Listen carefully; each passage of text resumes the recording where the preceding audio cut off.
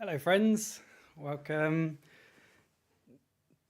to this corner of the internet where we are taking a voyage together towards self-awareness, wisdom and peace, exploring particularly the Tao. But the Tao, as we know, is the way of nature. So the Tao is not exclusive to Daoism from ancient China, although lots of the ideas that we explore come from there. But Tao is our way through nature, our way through life, nature itself, everything in the universe.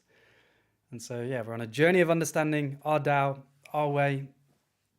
And through that, we gain wisdom. And with wisdom, we can live in peace.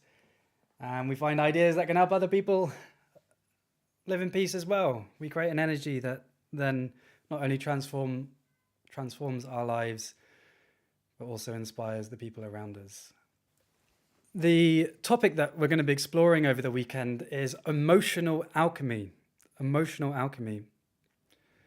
And what does that mean? What does alchemy mean? Well, it's the transformation, the transmutation of base metals into gold. This is the classic example. An alchemist will try and convert stuff that isn't worth a lot into gold or something that is worth a lot.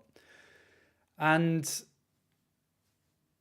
normally we would think alchemy is a fool's errand where people waste their lives trying to convert tin into gold, and maybe they've got better things to do and need to live in reality. However, when the Taoists teach about alchemy, they're not teaching us about how to make gold out of our chickpea cans. Instead, they're talking about spiritual alchemy or emotional alchemy. And this is where we develop the skill and the ability to transmute anything that happens into our lives into a response that serves us. If you think about the classic idea of Taoists, what do they look like? You might think about Zhuangzi's great joy. He's not that smiley there. Let's see if you can get the focus on him. So that's Zhuangzi, and a lot of his philosophy is really fun stories and very silly and very joyful, which is really inspiring. Deep wisdom with joy. Or another classic idea of the Taoists you might think about is the three vinegar taster stories, where there's three men crowded around a big vat of vinegar back in old school China. And these aren't ordinary men, but instead the three great teachers of East Asian thought: the Buddha, Confucius, and Lao Tze, the founder of Daoism. Confucius goes to taste the vinegar that they're crowding around, and he tastes it and has a bitter expression on his mouth. The vinegar is a metaphor for life, and Confucius believes that there's so much chaos that we need to have strict rules and orders, and everyone knowing their place, the rulers and the family members, and the man being the leader of the house and the woman following what the man does. Everything needs to be in order, and only then can life become sweet. So it starts sour, and through hard work and rules it becomes sweet. Then you have the Buddha. He takes a taste of the vinegar, and the Buddha, he sees life as ultimately a distraction or full of illusion and suffering. And so instead of responding negatively or having an adverse reaction to the vinegar, he just tries to meditate through it. He tastes the vinegar and then no reaction. He's that Zen. We know now that Buddha's not as simple as that, but it's a Taoist story. Let's get to Lao Tze. Let's get to his response. So Lao Tze, the founder of Daoism, takes the sip of vinegar, and how does he respond? With a frown, trying to meditate away from it? No, he has a smile on his face. And you think, how could you have a smile tasting such strong vinegar, like straight vinegar? Be pretty disgusting, right? But Lao Tze has a smile because the vinegar is what it is. The nature of vinegar is to be sour. And if we don't understand nature, then we would put a judgment on that, saying that is what life is about. It's about trying to escape this world or trying to control it. Instead, Lao Tze sees nature for what it is, doesn't judge it. And so then he can find a freedom to smile, even at all of life's challenges, and to find a joy and an ease, because he isn't fighting reality. He can work with it. And so this is the power of Taoist practice, is the transmutation of things that people would normally react against as being bad or something we just need to escape, and transmuting those things into something that's joyful, where we can recognize the miraculousness in our everyday lives and the divine dance of our everyday. Even the struggles, even the arguments, with perspective, we can gain a wisdom where we can have an effortless joy, a non-contrived joy. And so that's what we're going to be exploring in the retreat, is internal alchemy, or the alchemy of our emotions, how to transform things that normally would, for most people, be reasons to feel down about: anxiety, breakups, death, and to see if we can do that yin-yang dance and to be able to transmute that into something that serves us, into something that can help us live joyfully. And so one takeaway now is, when you are when you notice stress in your life or things that you're resisting, can you bring that light smile of Lao Tze and see it as simply just energy? Anxiety is an experience arising in this present moment. And because change is the only constant, it shall pass if we don't start creating stories about it, start resisting it, start really bracing ourselves against life, against the experiences that we have. Can you bring that light smile of acceptance and loving kindness and playfulness to all that's happening for you at the moment? And there's great freedom to find there. So the image of Lao Tze smiling, having that vinegar, could help you. And one more image would be imagining a magician that actually transforms your can of baked beans into gold. And while that in this material world isn't possible, in our embodied existence and how we relate to our minds and our bodies and what happens in our lives, magic is possible. Magic only in the sense that it's unusual, but very much available to us with training and with practice. And so keep practicing, my friend. Keep on the way, keep on the path. Every step on your journey is valuable. And I feel the difference for every step that I take as well. We don't have to reach the end of the path to experience the benefits of walking it. So just keep stepping and see what you can transmute. So chameleon, any tips on staying more present in a work environment? I just started at a new job this week, and it's made me realize there's more challenges in staying at peace than the time I would spend at home. Yeah, so how do we find peace in our everyday?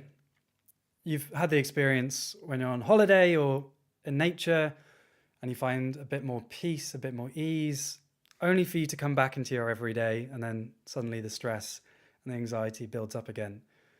So everything that we're learning is only really going to be valuable if it helps us back in our everydays, in our jobs, in our responsibilities as parents, children, citizens, workers.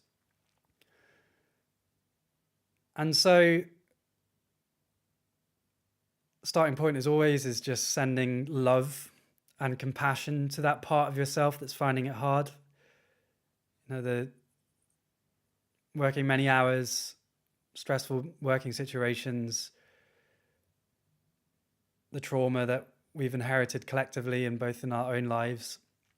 To be human is to struggle.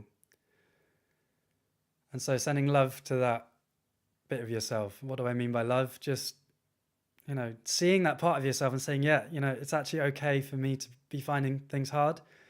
And part of our inability to live in peace is the resistance to the pain. It's paradoxical, but the minute we accept the fact that we are finding things hard is when things begin to get easier. So, sending love to that part of yourself. And then secondly is, how can you begin to apply your practice throughout your day?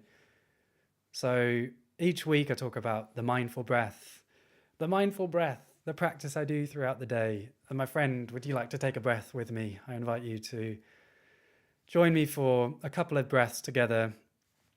So if you'd like to join me, I invite you to breathe in through your nose and soften your face.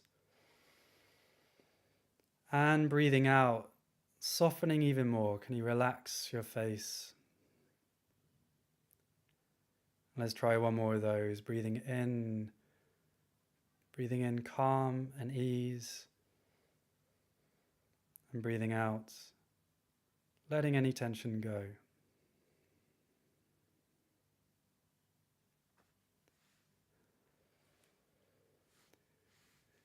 So that's a powerful tool to bring into your everyday, throughout the day. I do my work with timers, so 25 minutes of work, and then I get up and I empty my mind, I move my body, I stand up. And can you begin to check in with particularly my face is where I hold my tension. And so that sequential sinking. We're in work, noticing tension is building up, relaxing the face. This is why the body practices and the meditation practices are so vital in the Taoist cultivation, is because we do have a lot of power to move our bodies. We can't control our boss being, try and think of a not swear word, our boss being a bonehead. We can't control the boneheadedness of the boss. And we can't control the fact that we didn't sleep very well last night and we got to get up for a meeting. But what we can do is consciously choose to relax our face, consciously choose to slow down our breath. And even if we have the stress of the everyday, that is sending soothing signals so that we begin to develop the ability to take charge of our nervous system, to gain mastery over our nervous system. And it's that alchemy that we talked about at the start of, the stimulus of life that normally would stress other people. With time, with practice, we can develop the ability to have the same stimulus hit us, the bonehead boss, but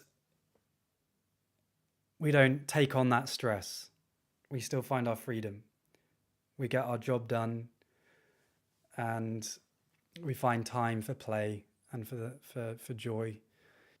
And so, body practices. I invite you to keep coming back to your breath through the day and having a Qigong practice or a yoga practice or any sort of movement practice, starting your day with movement, softening your face in the morning, slowing your breath down, and bringing it throughout the day. I want to speak to a question that I got. I tuned in last week and left a message thanking you for the video. I had to go to my therapy. I wanted to ask your thoughts on my life companion recently died from liver complications due to cancer. In one moment he thought he had arthritis in his shoulder. Next we found out he had cancer. The next week they're telling us that he has to go to hospice, and he died at the age of 34. All of this occurred quickly within a few weeks, with very little time to truly process the change and adapt. I meditated every day at his bedside in the hospital, and when I struggled, I tried to read the Tao for a better understanding of how I might help him or help myself remain soft and accept the now that was happening, and try not to judge it or make something other. I was wondering if you might have some insights on how to embrace changes that are rapid or that occur so quickly. I'm feeling rather lost at the moment. So, yeah, sending love to you and for your loss, and yeah, to have your life partner and loved one to leave you in just a time of a few weeks is really difficult. And that is, you know, earlier today talking about the transmutation of energy. That's a lot of energy to work with. And grief and sorrow is a natural response to death. And we see grief in other animals. And so there is an intuitive emotional attachment that has been lost. You know, part of our emotional security and our sense of connection and identity, part of that, as that loved one passes away, that is ripped out of the heart, and the heart needs time to mend. So again, as I was saying earlier, with just the power of love and softness, words that you used, which is really beautiful, to just acknowledge the pain and to acknowledge the difficulty. Now, the Tao perspective can be helpful. You know, death in our societies are just a taboo. You know, I'm reading an amazing book called Being Mortal at the moment, and a whole medicalized approach to death where we will try and keep people alive long beyond the point at which our medical interventions are going to help that person. We keep on trying to keep people alive, even if, you know, that's not going to help them. And so, yeah, we're not very good at talking about death. And so when something as sudden as the death of your loved one passing away in just 3 weeks, often, we need support to be able to process that. And so what's a Tao idea that can help you? Chapter 16 of the Tao Te Ching is a really beautiful chapter that I would invite you to read. Chapter 16. It says, "Empty your mind of all thoughts, let your heart be at peace. Witness the flourishing of all things, but contemplate their return. All things return to the same source. To return to that source is to find stillness, and in that stillness, tranquility." When you remember where you come from, you naturally become more light-hearted, more generous, more accepting. And even when you die, you're ready for death, because although you know that this embodiment will pass away, you know that in a real way you will continue at one with the Tao. So looking out into the world, you know, we are in a planet bursting with conscious life, and we know that energy can only be transformed, not destroyed. And there's no reason to say that human consciousness is any different. I mean, we don't really know what consciousness is. But it seems to me likely, and for the Buddhists and for the Taoists and for many spiritual traditions, that when we die, we return back to unity, back to a non-separation with the mysterious source, which is the source of all of our beings. We take this embodiment of a limited lifetime, and then we pass away. A natural transformation, an essential transformation.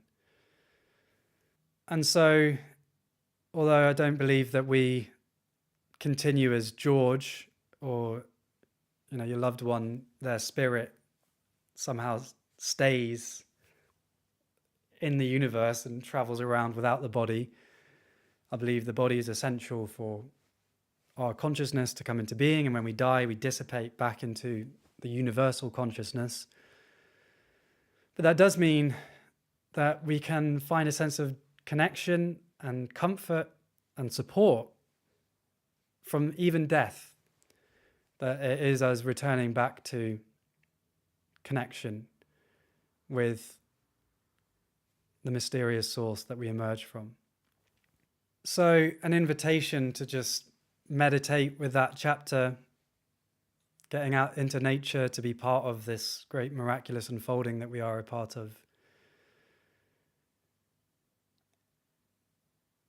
And playing with that idea while also honoring the grief that you feel. Another thing you could do is cry out, injustice, for your loved one to pass away at the age of 34. Where other people, they may be smoking 50 cigarettes a day and they live to the age of 95. The reality of life is that the Tao doesn't pick and choose its winners. In the Tao Te Ching, Lao Tze talks about how heaven and earth treat all beings like straw dogs. What are straw dogs? These are ceremonial pieces that you do a ceremony celebrating a time of year. I'm not sure what the straw dogs celebrated, but then they would be burnt. And so the straw dogs would be made and be celebrated, and then they would be burnt and they'll be gone.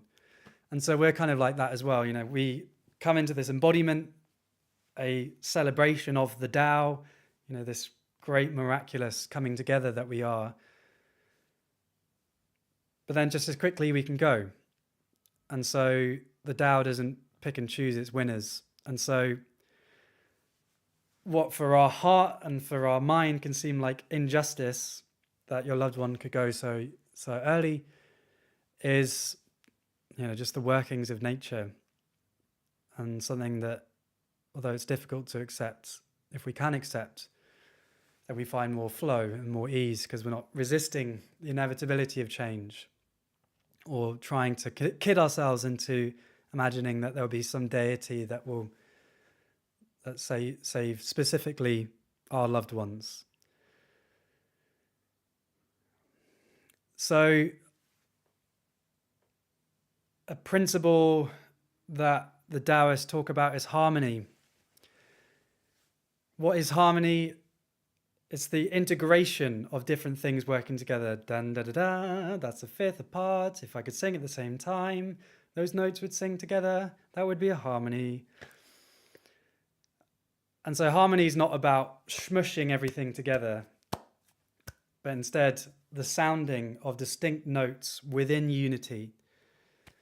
And so can you just live the paradox? On the one hand, understanding your connection to the universe and understanding the endless cycles of birth and death, that this is inevitable and actually essential to life and is the source of all the beauty in the universe. And so to celebrate death, while also at the same time honoring the grief, honoring the hurt, honoring the pain, and that feeling of injustice that your loved one left so early. Can you hold both? So I'm sending good intentions to you, and I hope these ideas are valuable for you.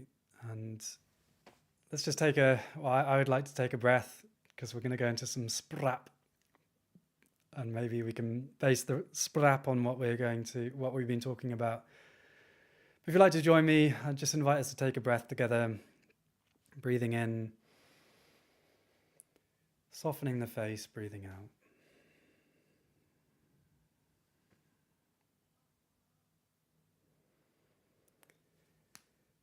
We like to get deep here. That's what we do and what we enjoy, and ultimately what can serve us the most is when we go into the pain and the difficulty and to face it with love.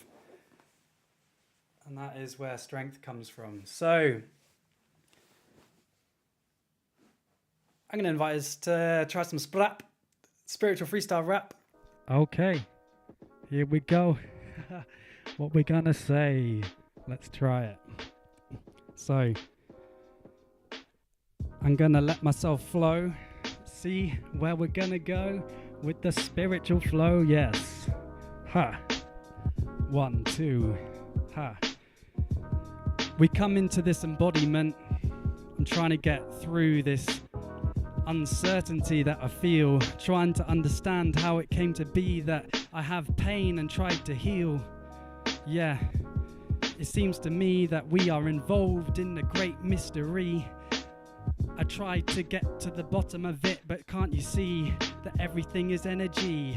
The Chinese word for it, it's qi. Yeah, we are just different forms of the universal energy, taking many different ways of being, ways of expressing, ways of seeing. See, living this life with skill, it's an art. Sometimes you got to just relax and fart a little bit. Don't take yourself so seriously, and then you can get with it and flow. Yes. Then yes, you can get somewhere that we can be living together in harmony and peace. Yes.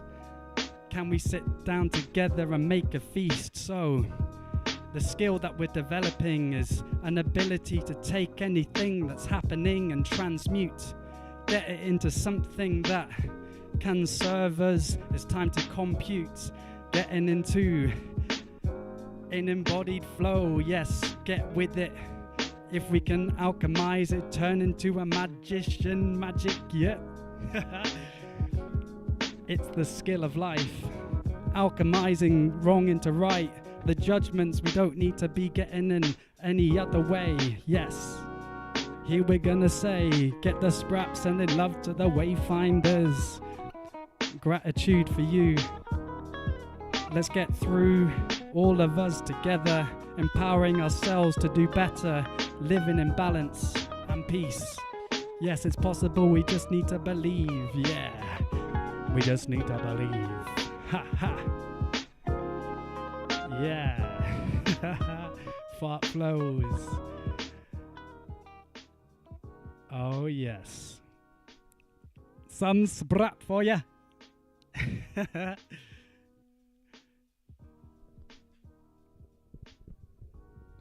Thank you for holding space for some silliness.